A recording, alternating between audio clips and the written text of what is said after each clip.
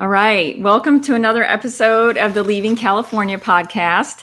We're here to explore the stories of individuals and families who are trying to make the decision of whether or not to leave California for greener pastures. I'm your host, Cherie Harrington, and I'm a real estate agent here in San Diego.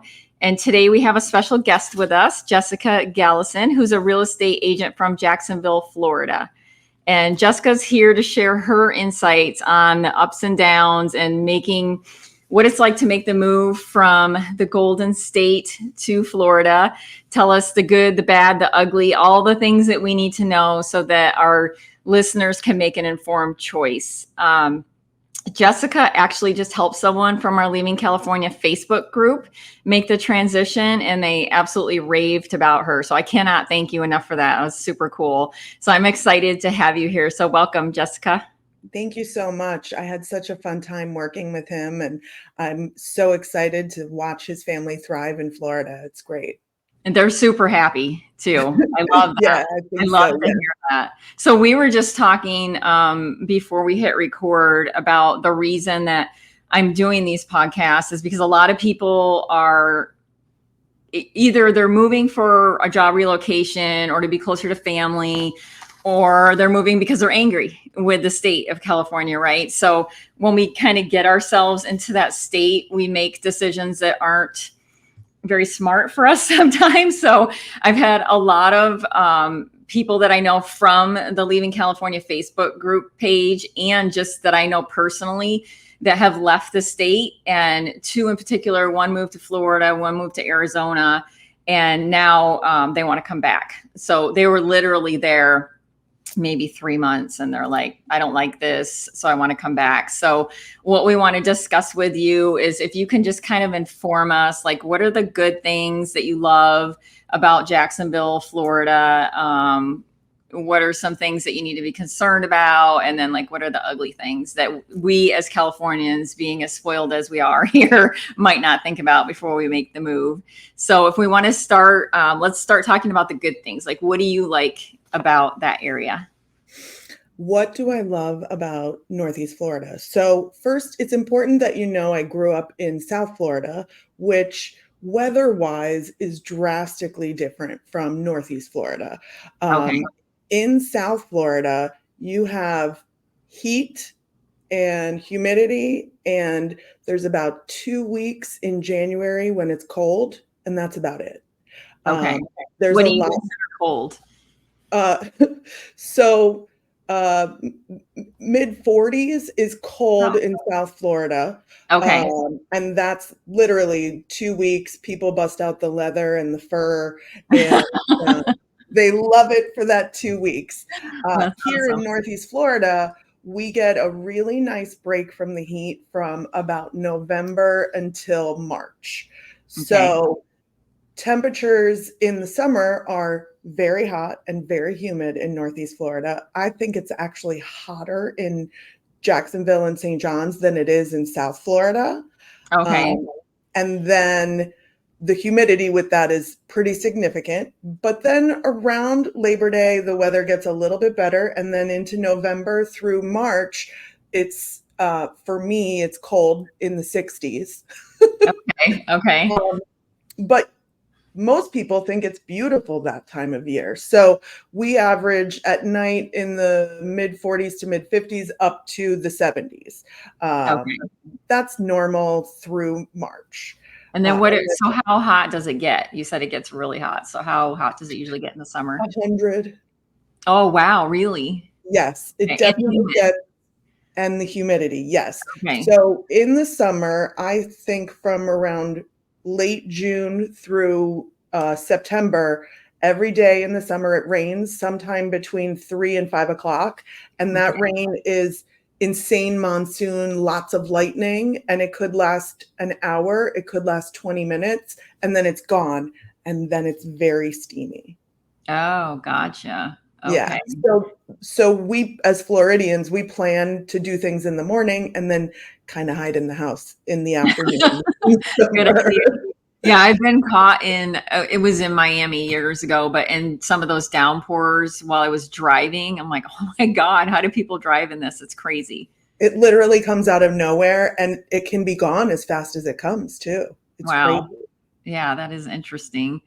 Okay, cool. So I'm like, I won't be moving there, but all right. But it's like everything else, right? You get used to it, whatever your environment is. Like you said, you guys plan your day around that because you know that's going to happen. So right. When you know it's going to rain around 3:00, you just, my kids always say, why does it rain in the summer? And I'm like, guys, we can go to the pool all morning. It's awesome. yeah, You go to the beach in the morning. You just do stuff in the morning. right, right. Other things there's a lot of nature in Florida. The ecosystem is beautiful. Where I live in Northeast Florida, we have lots of wildlife. Yesterday, I was standing in my cul-de-sac and there was a bald eagle flying over me. That's cool. That's amazing. And then we have manatees, and in my neighborhood, we have deer and wild turkeys, and that's super fun to watch it. Something I really love about living in Northeast Florida is the green spaces. I'm in a neighborhood in St. John's, Florida, where the green spaces have been made very important within the community. So we have these big master plan communities, but then we also have wooded areas that are protected, preserved land, so that'll always be there. And I think that's really special, and it's a really different thing that we get to enjoy is those trees year round. Definitely. What about the alligators? It's so funny. Everyone I talk to that moves to Florida, I think that maybe 60 or 70% of my business is families that that are relocating to Florida. And it's always a question, the alligators. Alligators and snakes. So the alligators are there. My big rule as someone who grew up in Florida is you don't swim in lakes and you don't swim in ponds, because that's where the alligators go. Okay. Swim in the ocean and you're safe. The biggest threat that alligators cause is when someone's feeding them. It's actually a federal offense to feed alligators. And if you are feeding them, that's when they become not afraid of humans. Yeah. And that's when they become a nuisance. When you have a nuisance alligator, the Fish and Wildlife Commission will come and take it away. They'll rehome it to somewhere safe. So for the most part, I don't think alligators are really concerning. And snakes, same thing. They're more afraid of us than we are of them.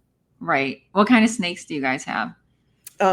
In Northeast Florida, the two snakes that are dangerous, we have water moccasins, which are a very dangerous snake, and we have pygmy rattlesnakes. Those are the only two dangerous snakes that I know of here.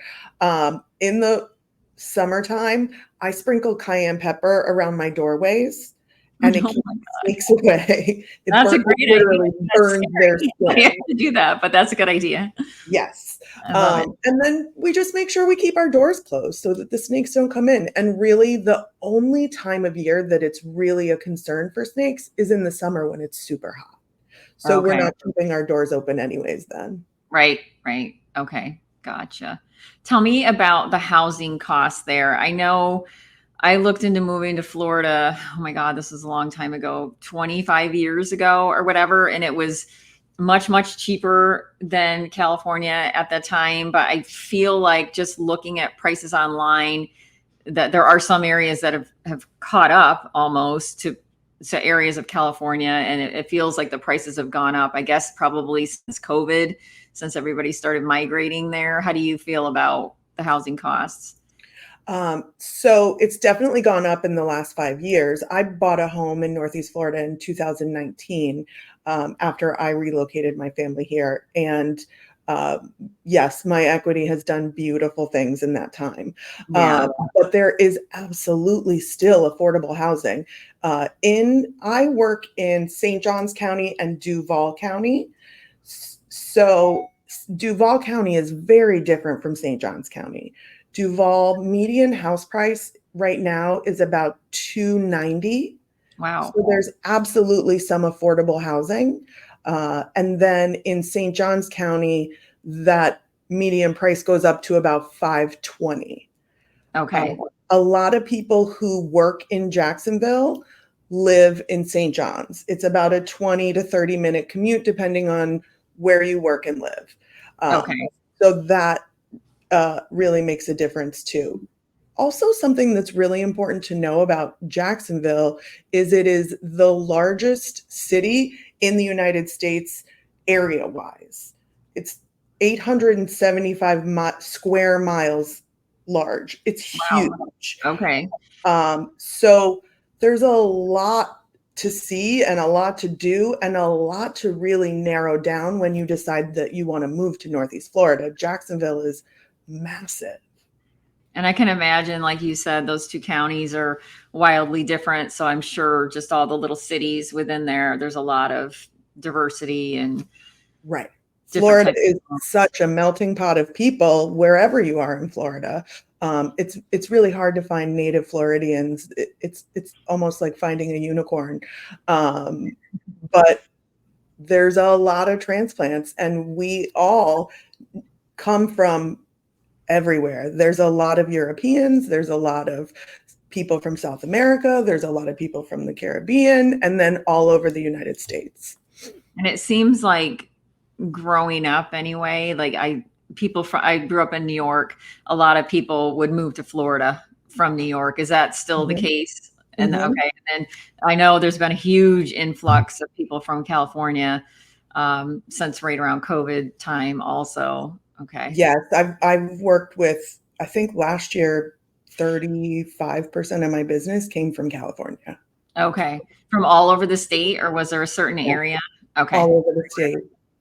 Okay. Yeah. And then, so talk to me about the price of homeowners insurance and car insurance, because here we're having insurance companies that are dropping people when their renewal dates are up, or they're, tripling or quadrupling their insurance rates because of the fires and just every other excuse they can use.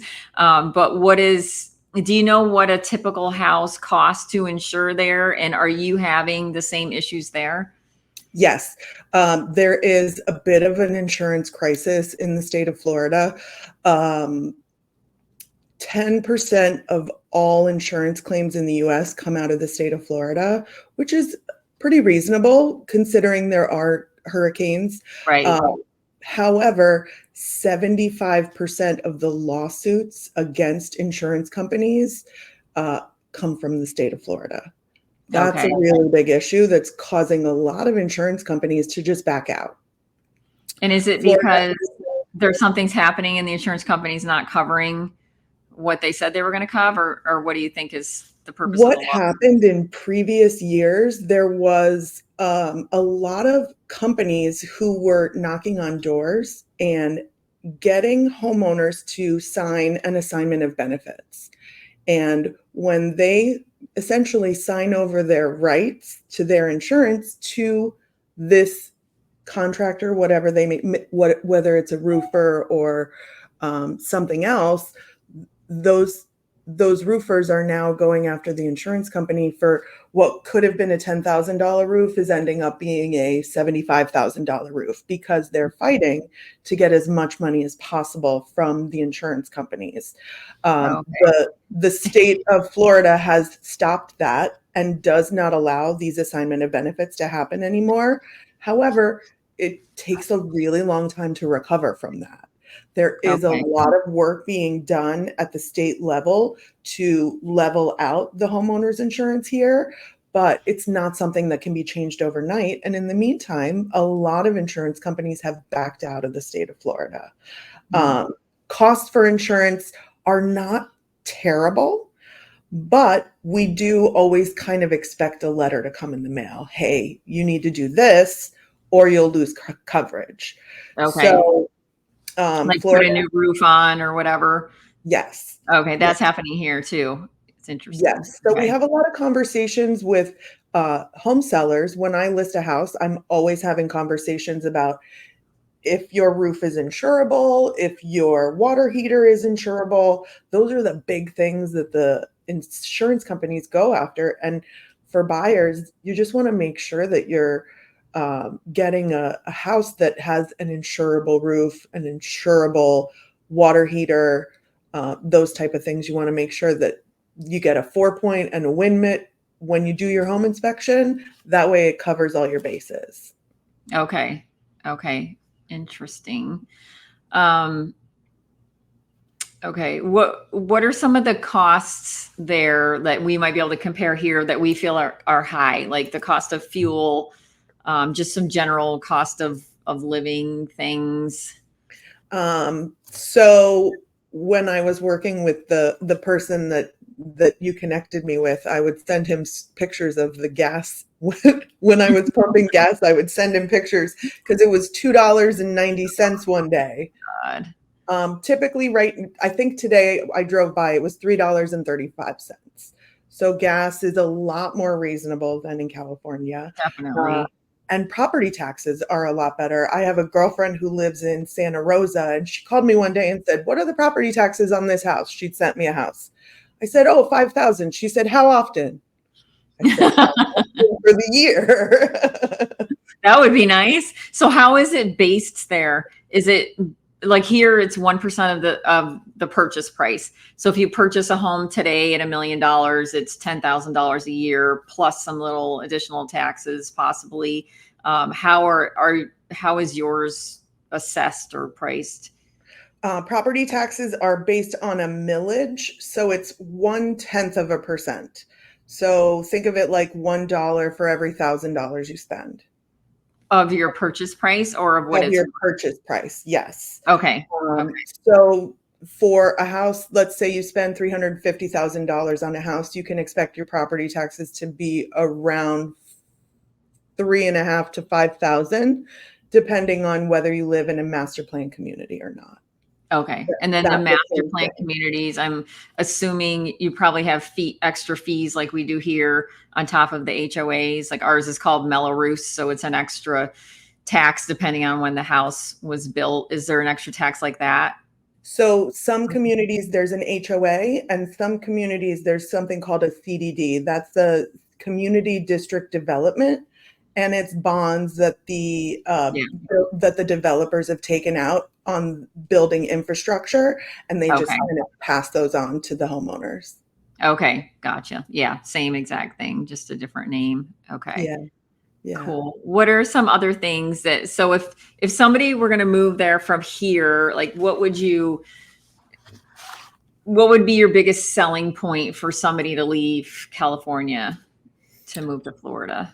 The people that I've worked with in the past moving from California, one of the biggest draws is the schools. St. Johns County is ranked as the #1 schools in the state of Florida, and that is pretty consistent. Okay. Now, I will caution with that, because the schools in St. Johns County are so highly rated based on test scores, the amount of people moving to St. John's is pretty big. We're growing at about 5% a year. Okay. That's a huge number. Yeah.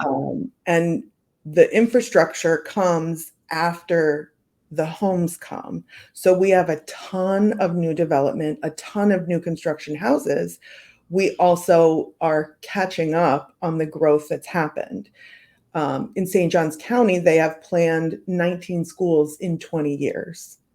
Wow. So almost every single year, they're opening at least one school. I know for the next school year, they're opening 2. And generally, it's either one high school or one academy, which is a K-8. And then is that bringing about traffic issues?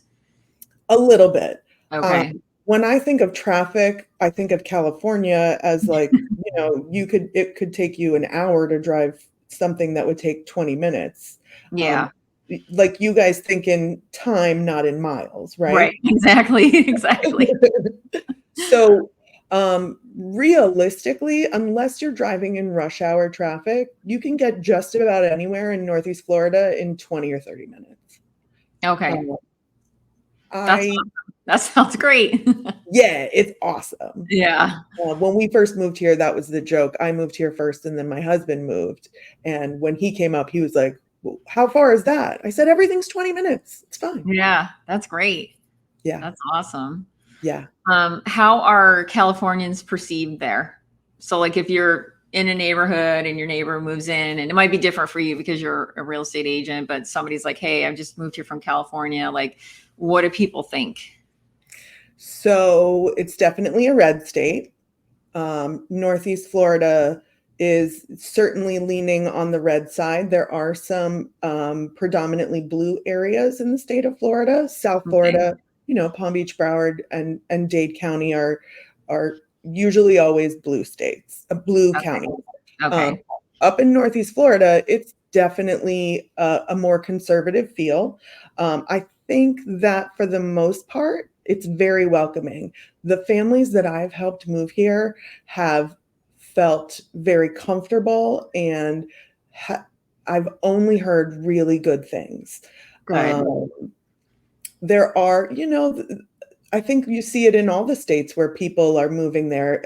Same in Texas, where people say, oh, you move here, make sure you don't vote the way you did in California. Yeah. It would take a really long time to get that way. But at the same time, there is a reason that people are moving to Florida. It's different. Right. Yeah.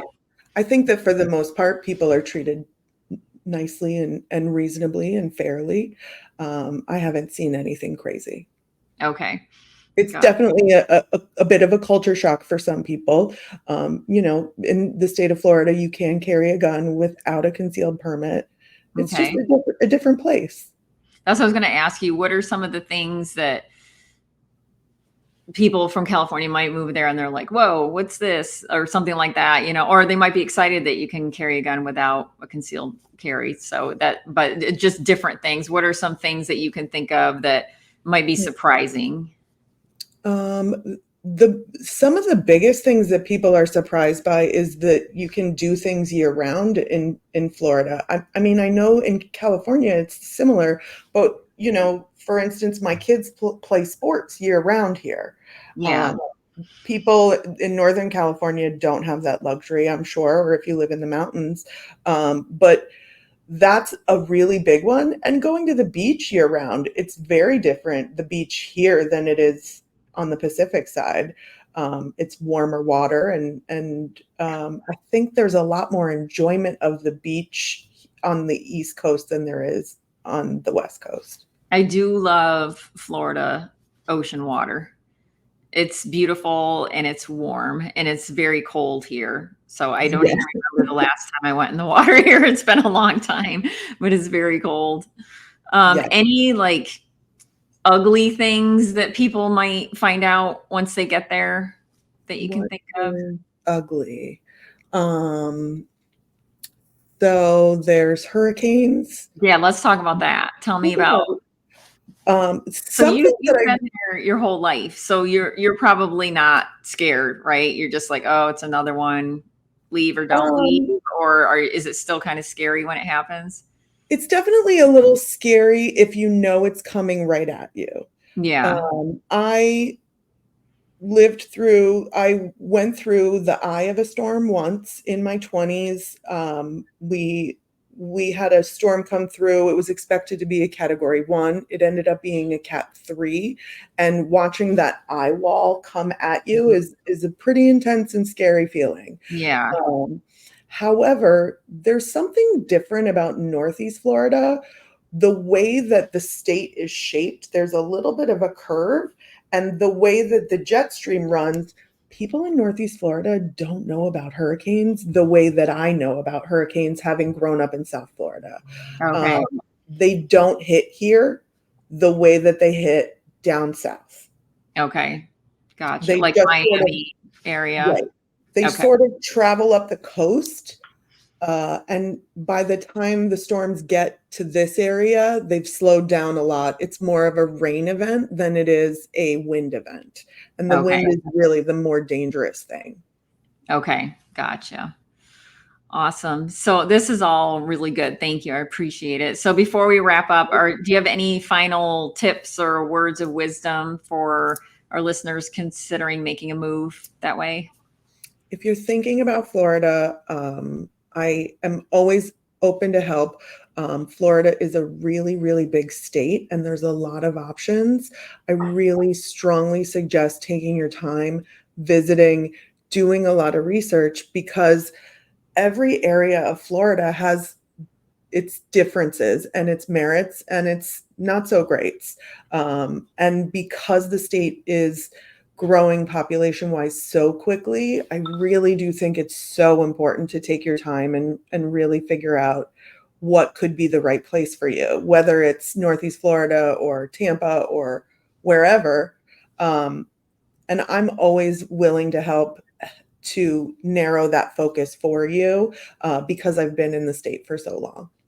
And you did a really good job with that with our client that went out there. And I appreciate that, because I know he was looking at a couple of different areas. So it is so important to do your homework. And I would say too, if you can afford it, stay for an extended period of time and really experience what the area is like, and make sure that you know what you're getting yourself into before you make the move. And I tell my people here that are thinking about selling and leaving, like, same thing. If you can go there for a couple months, do it, like in the worst part of the year that you can imagine, right? For some people that might be hurricane season, or for some people it might be just in the heat of the summer. And then I think too, like, we think about moving out of state every once in a while. Like, I don't think I'd sell my house here, because it's very difficult to get back into California real estate once you've left.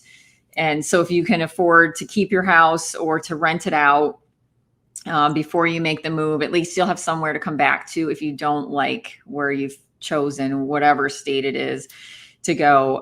So I think that's super important. Most of the people that I've worked with have chosen to rent for a year before they purchase.